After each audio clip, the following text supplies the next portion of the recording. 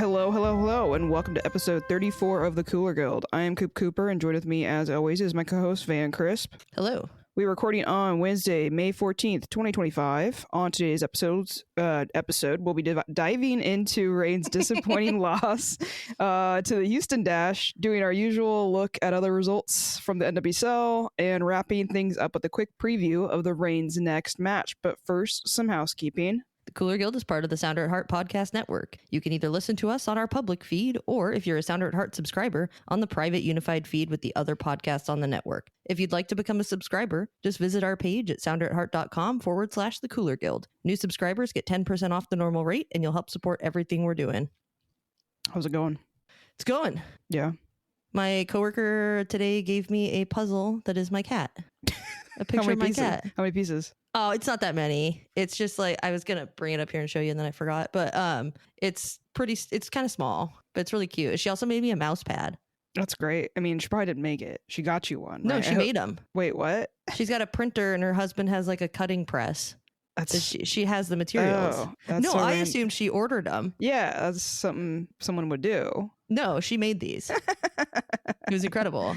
That's great. She was like, "Well, I was making Tracy a BTS mouse pad, and then I just thought about your cat." So, did she have like the photos from like your work chat or something of your cat? no, it's not from like work computer stuff. It's like, I think we're friends on social media. Oh, okay. I didn't know. I thought it'd be funny if it was a random coworker. No, shout out Zakia. That's cool. Yeah, so that was great. What about you? I don't know. Not much. I've been binge watching 6 Feet Under. Have you never watched it? No, never watched it. It's so good. It's pretty good. You got HBO? Yeah. It somehow hasn't kicked me out of my friend's login because I know that changed. Yeah. And my friend logged into hers while she was at our house, and it hasn't kicked me out yet. So I'm trying to like binge it in case, because now that they changed the name to HBO Max or whatever, I'm like worried it's gonna make me like update the app at some point and then kick me out. So I'm trying to binge it really quick. But I've been knitting along with it too. So I don't know. It's a good show though. I'm really enjoying it. Yeah, it's a great show. Yeah. Let's get in the game.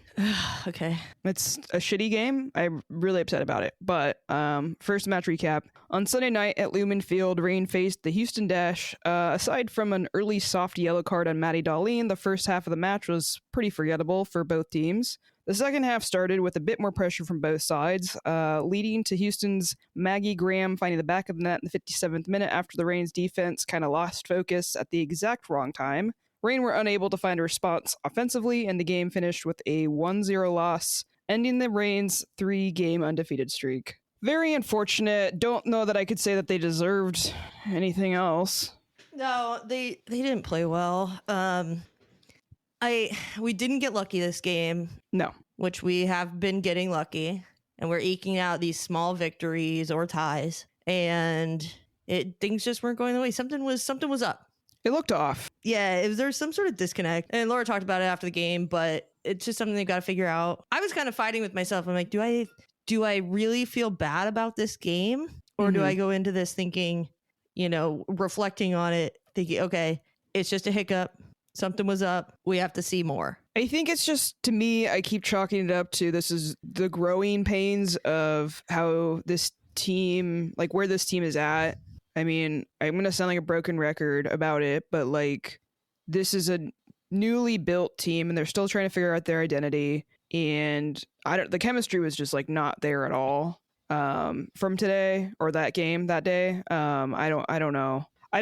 Because it reminded me a lot of the Angel City performance, and Laura had pointed that out in the post-match presser, but I don't know. They just didn't look aggressive. They didn't look hungry. They looked tired. And we talked about like before this match, like we're going to have an extra day and a half of rest and Houston has to travel. So like we got to get the job done, and we didn't. Yeah. They had every opportunity to get it right and they didn't. No. So I just kind of wonder, I just hope it doesn't carry on. No, I think to me, this kind of speaks to like, we definitely need to get some sort of summer signing, someone who's an offensive threat. I don't know where at on the field. I don't know. I think they need a playmaker in the central midfield. And honestly, G was a defensive liability this match. And I just really, I don't know. There's a lot of questions to be answered, but we could come out next game and, you know, be singing a totally different tune. So it's kind of unfortunate. Yeah. General note I had pointed out, and obviously I think everyone was like, Jane Campbell's not starting. They had Abby Smith in. You're a goalkeeper. I feel like you have a pretty good sense of kind of the goalkeepers that aren't always starting in the league. What did you think when you saw Abby Smith was starting? Well, first I was trying to figure out how tall she was because she looked small. And FotMob had her at 5'2". And I was like, there's no way she's 5'2". There's no way she's 5'2". There's no way she's 5'2". And so then I went and looked on her college page, which is old because she's like 31. Yeah. But that said 5'8" or 5'9", I can't remember. And then I put it in the Discord and they were like, yeah, no, she's like 5'8". Okay. Yeah. This makes a little bit more sense. But it seems like they just wanted to switch things up. And, you know, it could have been Jane Campbell got a knock at training and I don't know. She looked pretty fit when I saw the clips of her that they were showing on the TV. Yeah, she looked fine after the game, having a snack outside the locker room. I don't know. I thought it was especially weird because as every U.S. women's national team fan knows, is that goalkeeper spot is up for grabs right now. Yeah. I don't know that Jane Campbell necessarily was. I don't know. I wouldn't say she's like a top pick for me. But I think that this isn't going to help her case. No, but I don't think it really hurts it unless she loses the starting position. Sure. But yeah, it was an interesting little tidbit when the lineups came out. We were like, oh, okay. She had a good game. I really liked Abby Smith. I thought she had a really good game. Yeah, I thought she was great. Shout out short goalkeepers. Notable stat that we had, they pointed this out during the broadcast before this game. The Reign are 0-2-2 when they concede first. It's not my favorite stat at all. And this is such a mindset thing, right? Coming from behind is difficult. And it really shows like drive and determination when teams are coming back. Mm-hmm. And we haven't come back to win a game. Not this season. No. I've seen this team has done it in recent memory.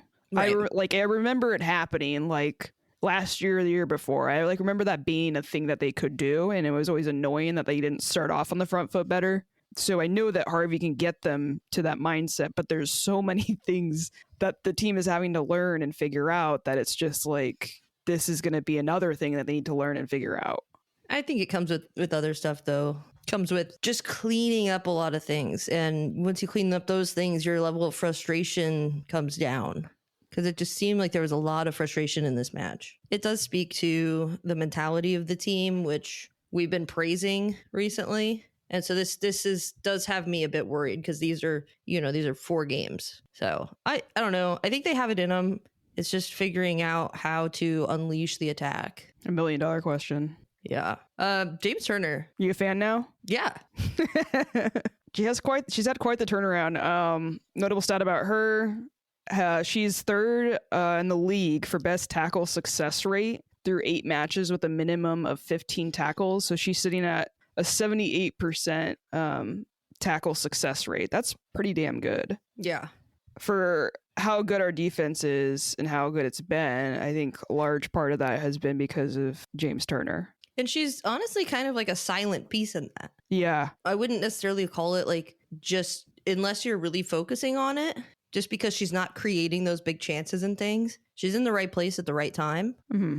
And that means you don't really quite notice it as much. Yeah. Well, this match is such a drag. I know, it really is. It's a bummer. It was just like, God, what do we do about this? Yeah, it kind of felt like one of those matches because you and I had kind of been thinking that this Houston team could be good, or at least like a formidable opponent, right? And going into the season with the acquisitions that they got. And I think with Yasmin and Ryan in this game, you can see exactly why we were worried about this team. Yeah. People had been talking about it before the game. Like they're Houston's going to pop off at some point. Yeah. They're going to start winning games. Yeah. And we've been the trendsetters for one thing this year. Let's make it 2. Yeah. I hate when that happens, though. I hate when we're the ones to kind of start giving teams hope. I know. It sucks. But, rolling into the positives, Dickey still had a good game. The goal was not her fault, and she made a big save, 1v1 save in the second half. Yeah, she kept us in it. She kept us from also looking like dookie. Yeah. Because that could have gotten out of hand real quick. It could have. But yeah, she had a strong game, and you can't stop an unmarked player in your 6-yard box when the ball's coming across like that. No. So. And everyone was out of position. Not everybody, but most people were out of position. So. Yeah. I wonder how many of our goals against have come from crosses this season. I feel like it's a lot. Yeah, it can't be good, which is we're going to do the match preview for the next game, and I'm a little worried. Yeah, I know.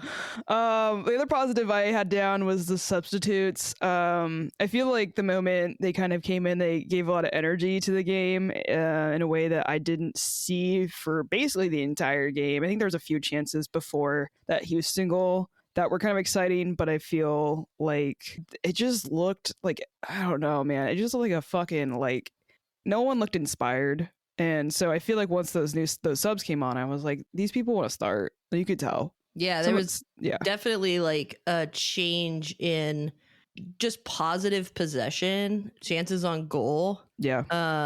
Taking shots when the shots were available. And the notable one that I wrote down was the immediate chance on goal after Mercado came in for Bug. Mm-hmm. And I think that was the Adames dinger. God, that would have been nice. That'd have been sick. Yeah. I mean, it's one of those goals where, like, that would have been sweet to get that as your tying goal, but, like, the fact that was, like, maybe our best chance isn't a good thing. Yeah, they need to figure out how to create more chances. Yeah. And this might be a wild take, but I don't know why they're not trying to play Lynn in more. Yeah. I was just thinking throughout the game, okay, nothing's working. Mm-hmm. Just hit it over the top. Yeah, she can do that. Let Lynn take it. Yeah. I know that's not pretty soccer. It's not something a coach ever really wants to do. But if that's where your attacking threat is, you have to use it. Yeah. I do want to add in another positive just to kind of keep this going. Sam Meza was again a beast in the midfield. Yeah. And she's doing her thing. So she didn't have a bad game. That's not changing. It all just felt like individual efforts. But yeah, it wasn't cohesive. Mm-hmm. And so it was just, and then some of those individual efforts were very off target. Yeah, I would say, like, because last year what we would see was like many players having bad games. And then this just looked like the entire thing just wasn't meshing. And it wasn't like, I mean, the goal, you could obviously pick out why that went wrong, and it was just a lapse, which we had gotten better at dealing with, but everything else just was kind of like, eh. There were so many, they were trying to create opportunities, and then the pass would be 3 yards in front of the player, and it'd get picked off. Yeah. It's just, they needed to clean it up. They didn't look aggressive at all. And I know they talked about this in the presser, but, like, that was something that we had been praising, is just like their tenacity to go after every single ball. And sometimes, like, the ball doesn't bounce your way. Yeah, winning those first and second balls. Yeah. And I think Houston's good at it too. Yeah. We're talking about two teams that kind of are very good at that type of thing on the field. And it just didn't bounce our way. And I think that we were just kind of playing to them, and they didn't fall into the game that they've been playing. I don't think they're that bad, though. I think that's kind of like, I just don't think they're that bad. I think a lot of people maybe underestimate them, but I do think that the Reign respected them. But I also feel like they didn't try to prove that they were clearly the better team. Yeah, exactly. I think that's about it I've got for positives. Yeah. I mean, we're already going into negatives, basically. Top negative, we already kind of talked about it. Didn't look like they had the same determination from last week. Why are they only finding this, like, gutsy type of play against the top teams? I need them to show it against the teams that we're actually competing for the playoff spots with. I don't get it. It's not the look you want to have, and it's not how you get into the postseason. No. So I agree. I mean, the biggest negative was the sloppy mistake in the back. I don't understand why Jordan Bugg did that. Yeah, I feel like she's been kind of having these little things come up, and I don't know if it's because the defense has been so solid that she's kind of, I don't know what it is. We've seen them every game, but they haven't led to consequences, really. Yeah, so maybe that's all it takes. Except for maybe one, but yeah, there's definitely consequence to this. Yeah. So you got to tighten that up. Yeah, You I mean, gotta she's play young. smart. She's young, so I don't like. She'll figure it out. I'm sure she will. It just like center backs have these mistakes every so often, and they definitely come to bite you in the ass at some point. And the best she can do is just learn from it. Yeah. I think she'll be fine. Oh yeah. It just sucked to watch, and that was like not how you want to lose. It was not a great. The best thing about this game is that it was at 5 p.m. on a Sunday, and I got home by 9:15. Didn't ruin your weekend. No, did not. Going into the presser, we were really happy that they. Wait. I got one big negative. Oh shit! I forgot about this. How? I was watching on Paramount Plus, and it was. Let me see. It was notes. Mike Watson, Joe Lloyden, right? Is she? I thought it was Jen Hildreth. Oh, was it the goalkeeper? Joe Lloyden. Is it? Joe Lloyden was a goalkeeper. I've been meaning to write the names of all these commentators as they come out, but I got to my thing a little bit too late. Mike Watts is the only one I really have down besides a couple others, just because he haunts me everywhere I go. God, that guy. Anyways, both of the commentary people on this game for the Paramount Plus coverage, they were not pronouncing, and I will say, like, I haven't always got names right. I try to do my best, and I also try to do my research, and I'm also willing to listen when people, tell us we're doing it wrong. But the entire game, they're both pronouncing Sam Mezza's name incorrectly, and they're also pronouncing Maddie Darlene's name incorrectly. And there's pronunciation guides. You can go read them. I will say that there's a Houston Dash player that I went to look up later, and Houston Dash needs to update their shit because someone's name was not their name in the pronunciation guide. So I'm not saying they're like for sure always great, but like the Reign have like audio of every single player saying their name. Yeah. I think, and it also like it looks like Darlene. It's not Darlene. It says Darlene. And then Meza is not this again. Meza is Meza, not Meza. So they're both just back and forth saying the wrong name the entire fucking broadcast. And I'm just like losing my mind because once you're pointed out how their names are pronounced, every time you hear it mispronounced, you're just like losing your shit. And the thing that pissed me off the most is that like Mike Watts, this is like he does this all the like he has so many fucking games. And I feel like if that's your job, because he covers all the Open Cup games, right? Like whatever ones he gets, but he covers the Open Cup like constantly, US Open Cup. And I go to his Wikipedia to find out this fucking man has like done some fucking fun and games on his broadcast. So he has time to find, what was it, lyrics and song titles and whatever from like Taylor Swift albums. What was let me find it. It's in our chat. Jesus, we've talked a lot.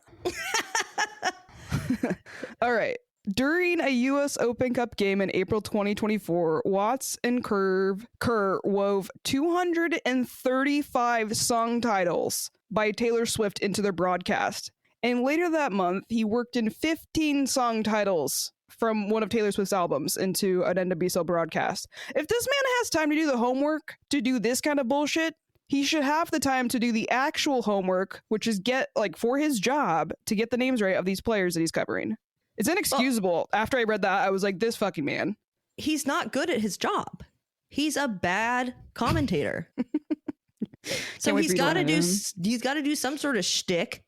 Did I tell you about the Reddit thread about commentators? No. People were like, oh, who's your favorite commentator? And everybody was like, oh my God, Mike Watts and Lori Lindsay. And I was like scrolling and people kept fucking saying it. And I'm just like, what is wrong with these people? And the first post I saw that was like, Mike Watts is literally the worst. I was like, yes. And then I realized it was from a Thorns fan. And I was like, I agree. And if the two of us can agree on something, we sure as fuck know it's right. Yeah. Know that we are right.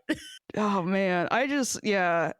Someone needs to call him out on this stuff. Cause again, I think when I read this bullshit with the song titles, 235. Maybe you should spend that time learning the players' names.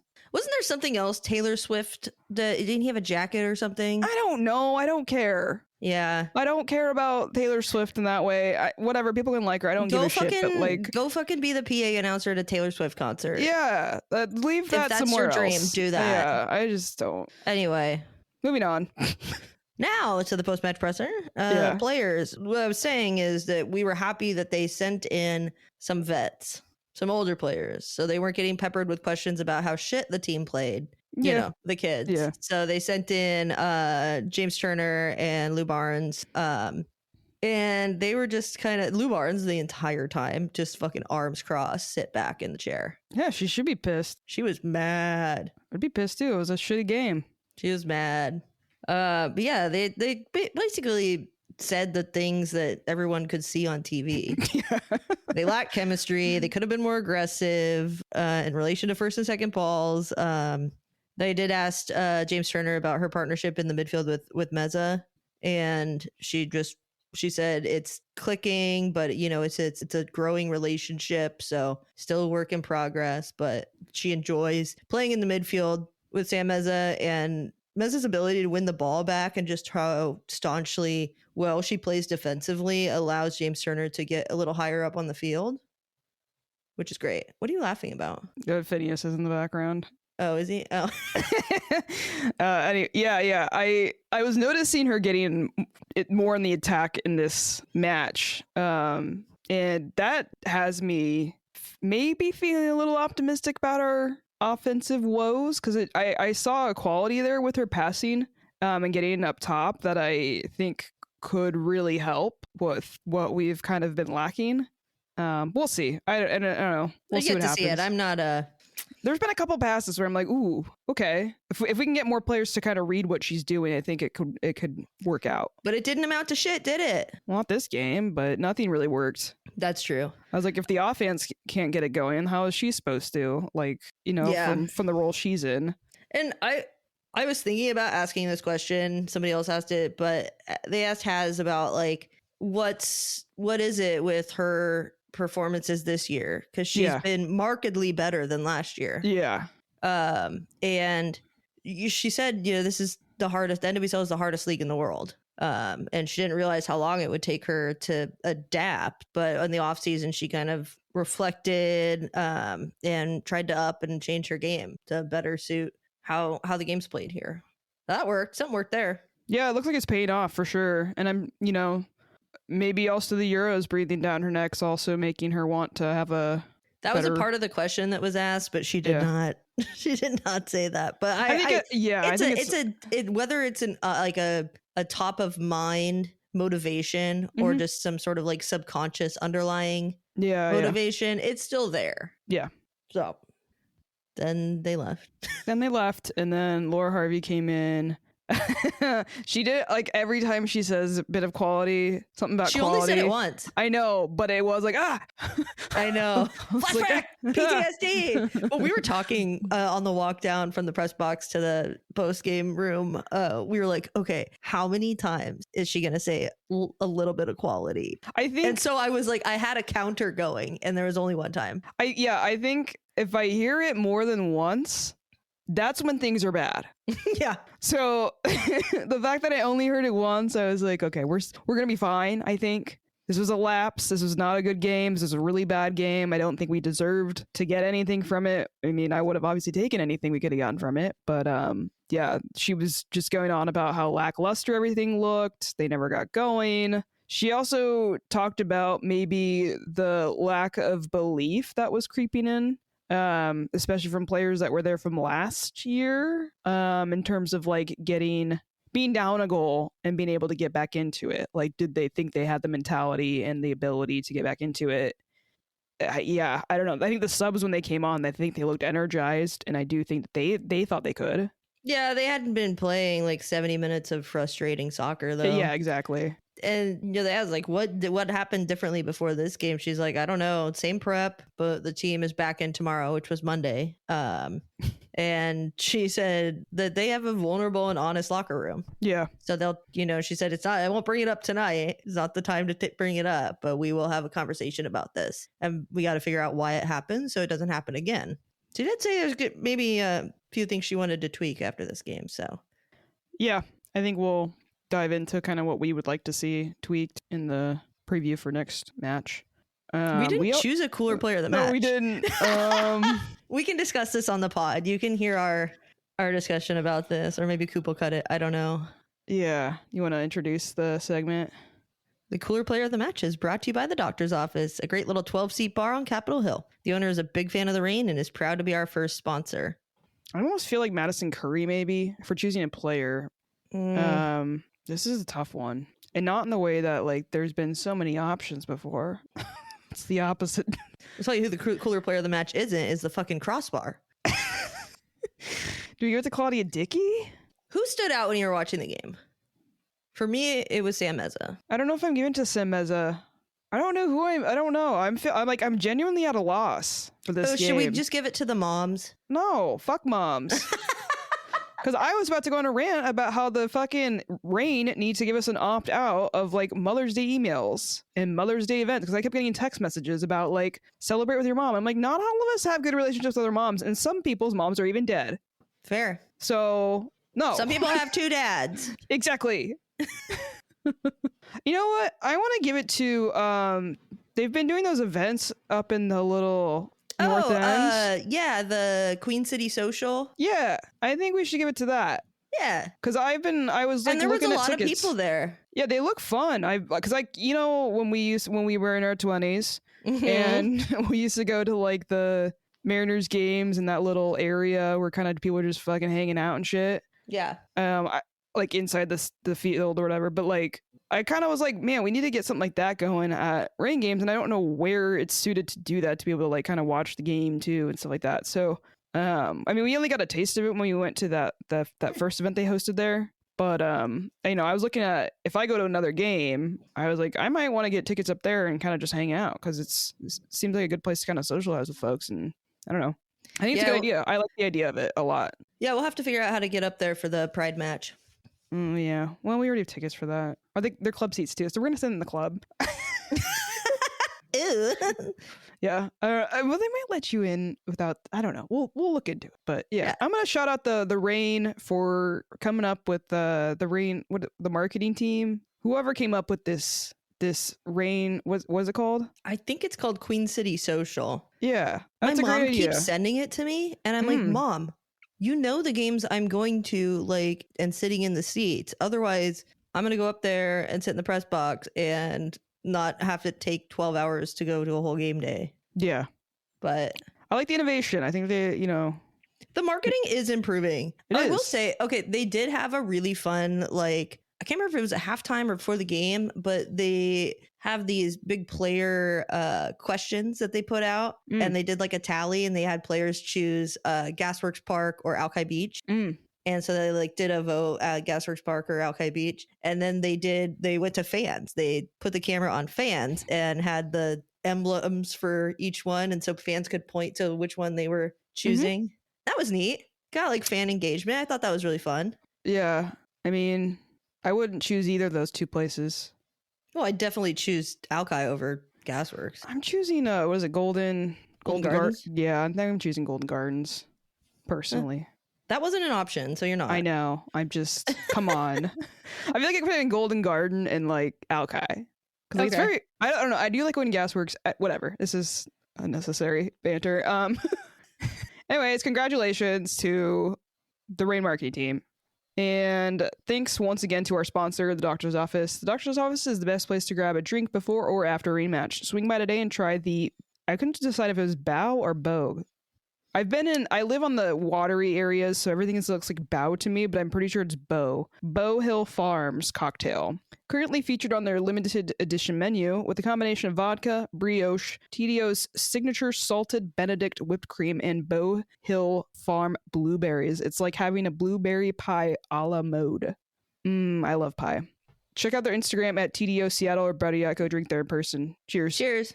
It is called the Queen City Social. Okay, great. Thank you for listening to the Sounder at Heart Podcast Network, which now includes No Sarietes, Lobbing Scorchers, and the Cooler Guild. We've been independent since August of 2023, but need your support to make sure it continues. Although this podcast is free, it's only made possible by your continued support. Memberships start as low as $25 a year, which not only helps make podcasts like this one happen, but also gets you access to everything we produce. If you're able to support us at higher levels, starting at $75 a year, You gain access to a host of other perks, most notably entry into our members-only Discord, where the smartest, funniest, and most engaged commenters share their thoughts and ideas. To find out more, just visit sounderetheart.com and click the subscribe button in the top right corner. Thanks for listening. All the other games. Team we're playing next, they won over Is Gotham on Fraud Watch? Yeah, Cool. 100%. It seems like people are figuring out how to stop a stare, which if you can stop that, it seems like you can stop everything. I will say though that Gase is for the Brazilian. Jace. I don't know. Sorry. I learned it from the broadcast, so it might be wrong.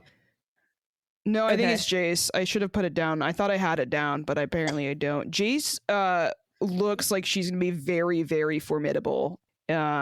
In like she had games. a one shot from outside the box. It was kind of a screamer. The Taylor Flint goal was ridiculous. Yeah, crazy. But I don't know why they keep doing this. Fucking flashing lights has been a problem for years in this league. I think it started. Did it start with Louisville? I almost feel like Louisville was the ones to kind of start it, and then other teams are starting to. I don't know.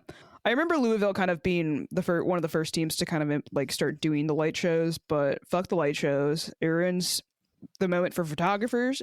It is an issue for some fans who have some light sensitivity. That could cause seizures even. They're not making the game inclusive. And also it's just unnecessary. What is it adding to the game? Yeah, it's stupid. It's like, okay, they do it in basketball. They do it in indoor soccer, in professional indoor soccer. But that's because they make it like a show. Yeah. This doesn't need to be a show. No. I'm not a fan of it. I fucking hate it. Angel City, Utah. Whew. What a situation that was. I'm sure everyone who's listening knows about the Savvy King. She collapsed in the field and was taken to the hospital. Game was still went on afterwards for some reason. They did have 12 minutes of stoppage time. But have we learned nothing after Christian Eriksen? Yeah. Apparently so Savvy not. King collapsed on the field, and then medical team came. They did CPR. Apparently they had an AED out. We don't have a lot of details, but she apparently was revived. Shout out CPR people. Everybody go get your CPR cert. It's just like, if you imagine you saw your teammate fucking collapse on the field, looks like she might have died. Like, you're gonna be pretty shaken up about that, even if she's like brought back or like whatever. But if they're like taken to the hospital, that's some fucked up shit to look at and watch. To expect these players to go back and on the field and play the rest of the game. Yeah.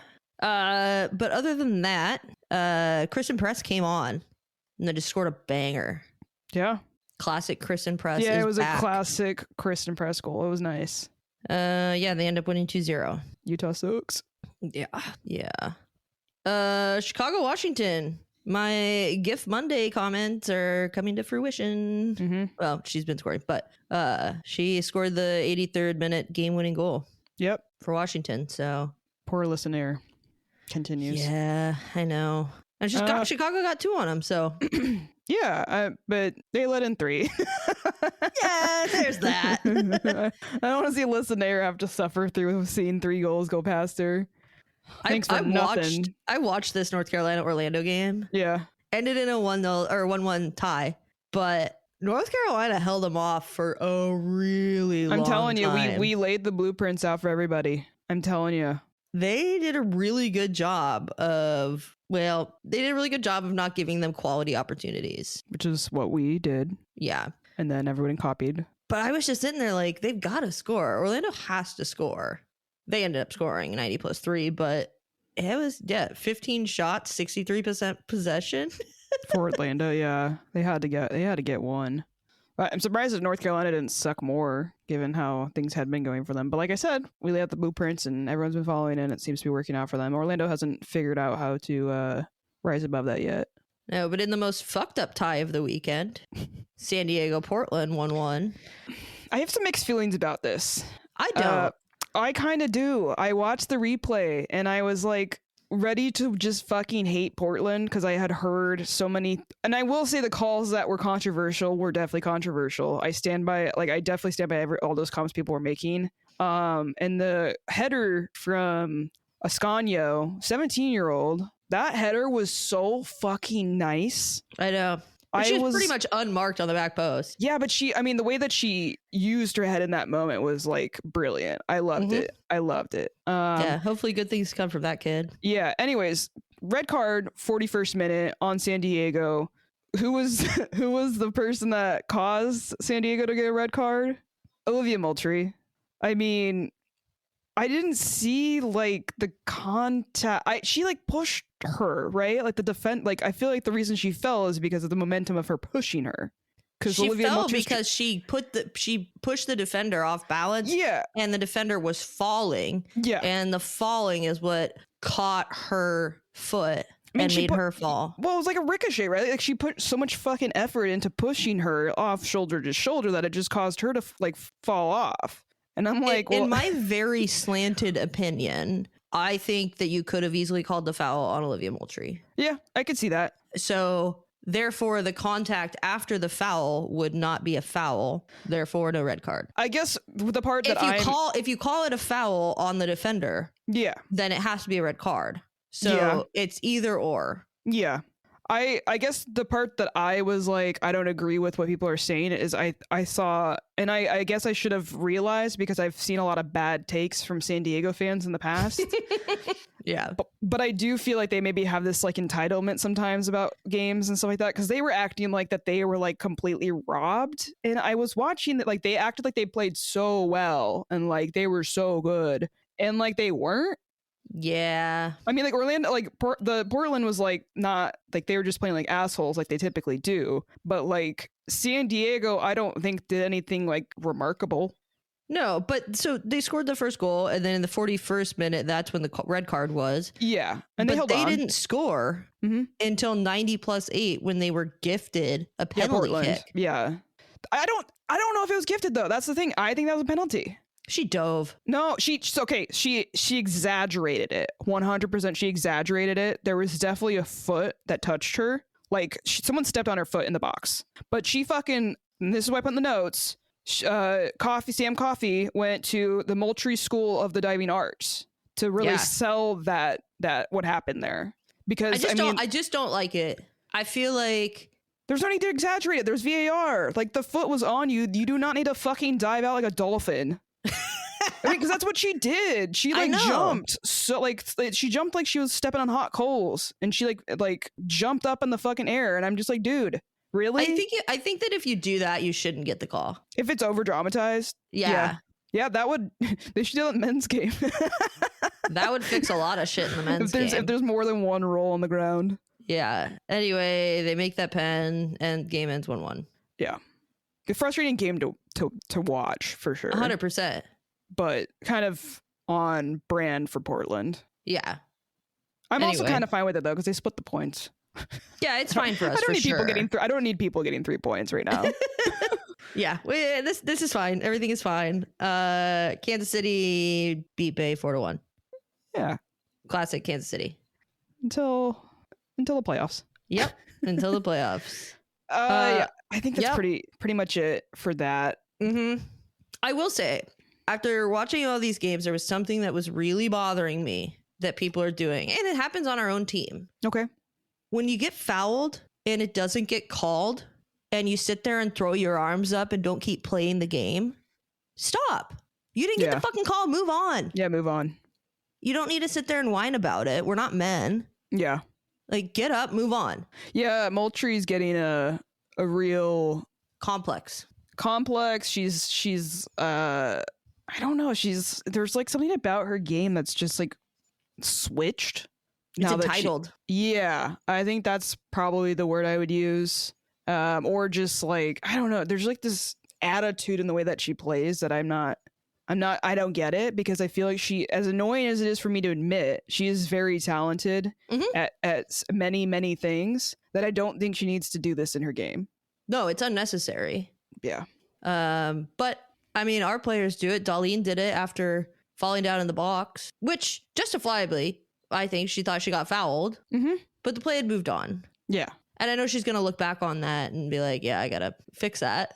And it is a reactionary thing, so I don't blame players for doing it, but it happens every game several times, and it's just like frustrating. I think if there's a pattern, like I haven't seen a pattern with Darlene ever. Oh no. And I was just talking about things that I noticed from this weekend. Yeah, from everybody. And that's it's not maybe this is equal rights, Van. Okay. Okay. I was gonna say if this is what it looks like, I don't want it, but I do. Okay. You have any other WOSO news you want to go over? Oh, in a continuation of my Wolves story. Yeah. From last week, Wolves has now changed their stance, and if the team qualifies next year, which they don't know if they will, and they have to put the application in before they even know if the team's going to finish in the top 2. They said they will apply. So fucking stupid. Apply for promotion. Wow, great.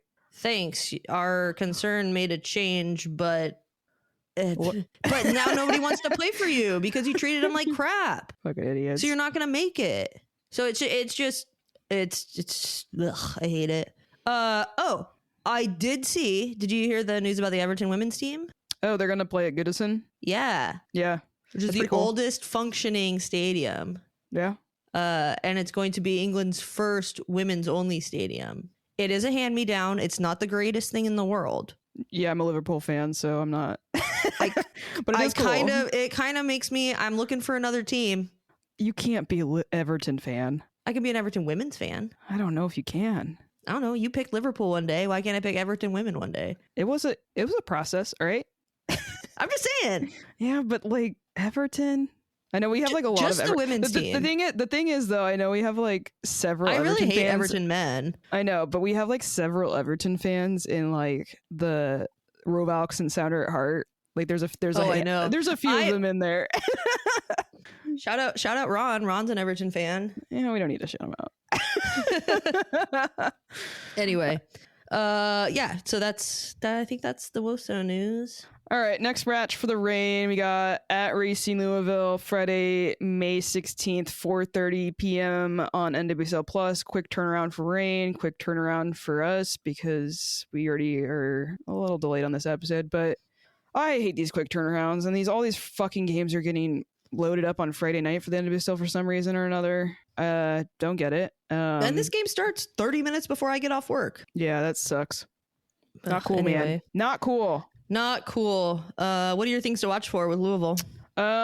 Goalkeeper Bloomer. I thought you might be excited about this. She's been newly starting, but she looks really good. And I think she's out there to kind of keep this spot, and that should make the offense for the rain. They're going to have to be creative. I don't know how that's going to go, but they're going to have to, I think, kind of find some, I don't know, interesting plays maybe to find a way to get a goal. Yeah, I mean, maybe not be creative necessarily, but be opportunistic. Yeah, that's fair. We've got to be taking those shots from outside the box. If you see the goalkeeper out of position. Yeah. Don't force that through ball. If you've got somebody else on the outside, just do the things you need to do right. The other thing I think we need to watch for, I went and watched the replay of Louisville's game, and they got their goal from like a restart out of the back, I believe. But they kind of like a lot of their really good chances that they had in that game were from restarts. And their positioning, they seem to really get like lined up really, really well anytime they had a restart and can kind of get themselves best situated to try to get a shot. And I think that's something we haven't been necessarily great at defending, and we need to be really mindful of it with playing Louisville. Agreed. And I want to see if there's a lineup change. Yeah. I think it'd be, there are two minds to this. You could either be, okay, we need to put the same lineup out and see if the week helped anything. No. But that would be the reasoning if you saw that, right? The other one is, let's mess with it. Let's get, Madison Curry in. I thought she added a spark. Ainsley McCammon had a really great game for the little bit of time she was on the field. And I added Adames into this. I mean, you could throw in Maddie Mercado too. Yeah. My question is, I didn't want to, I don't know. It's hard to say like what we should have put out against Houston Dash now that we've played them. But do you want to see us move on, or at least put it on the back burner of the 5-back? Because I don't know if I want. Because I almost feel like we need to be like doing like a high press in a different way. I think that it can be productive. I also think it can be a hindrance because it leaves some openings if you get too high up. So it encourages players to maybe play a little bit lower. Like we didn't really even get Darlene in. That's what I'm saying. I want to see Darlene like get that spark on that side again. Yeah, I mean, I think from a logical coaching standpoint, something was working. Yeah. Right? Yeah. And it's not working anymore, or it didn't work for one game. Yeah. Do you call it a one-off? And my same questions from before. Do you call this a one-off and then move on and hope that things get better in the next match? Or do you completely change things around when you haven't necessarily had a lot of time to practice it, when you aren't necessarily prepared? You've got a lot of young players that are learning new things. Do you put that pressure on them to play differently than they have for the last 5 matches? Or do you just switch out some personnel? There's a lot of questions involving that. So I wouldn't be surprised if she puts it out again. And then maybe if they come into a bad situation, they go to a different formation. But Laura Harvey is just historically very set in the way that she wants to play, which is why we've been surprised this year on her changing it up. But maybe, we'll be just as surprised again when she puts out like a 4-5-1, something to that nature. I guess I'm just like personally frustrated about.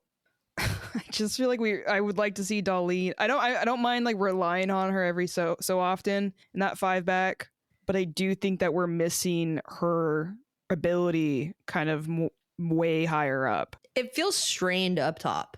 Feels like everything's kind of forced.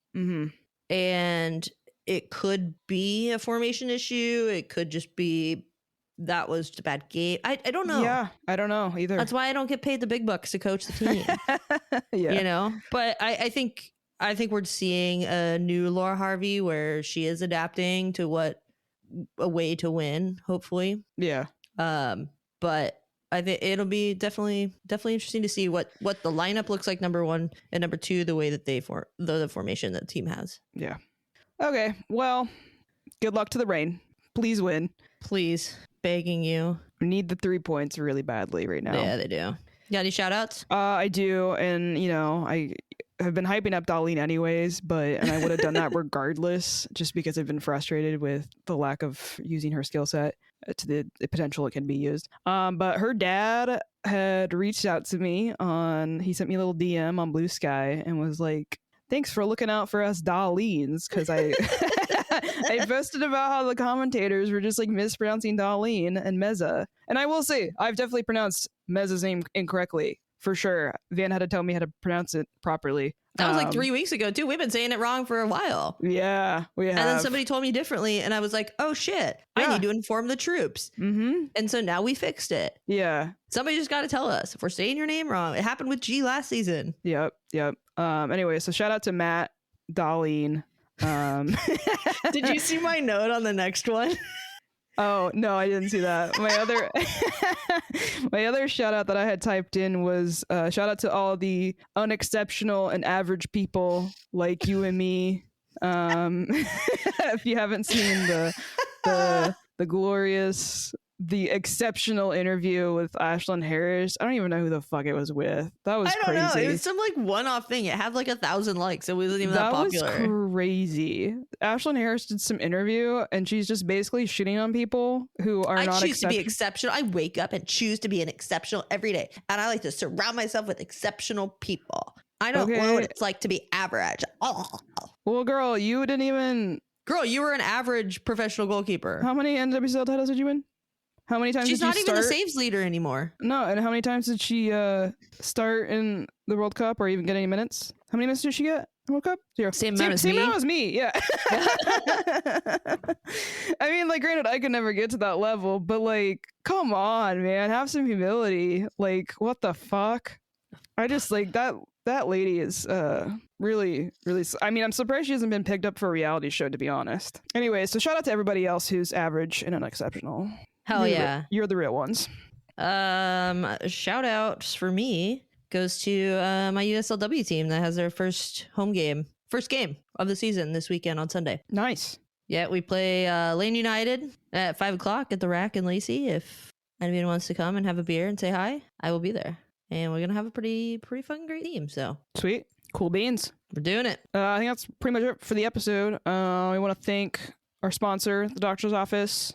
You can also find us if you want to go on social media. You can follow us there or on Bluesky and Instagram at Cooler Guild Pod. You can also send us an email.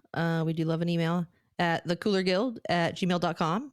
You can also visit us at our main site, sounderetheart.com/thecoolerguild. And if you want to go watch us on YouTube, we've got video up there for most episodes. YouTube.com/@thecoolerguild. We're getting more subscribers, so if you go on there, hit the subscribe button, get on it. And wherever you're listening, please rate. Devan's doing a nice little dance. If wherever you're listening, you can go rate 5 stars. We would appreciate that. Fucking till next time, which will be very soon. Ugh, this fucking NWSL schedule's killing me on these Friday I know, games. it's terrible. Stay cool, y'all. Stay cool, y'all. Bye. Bye.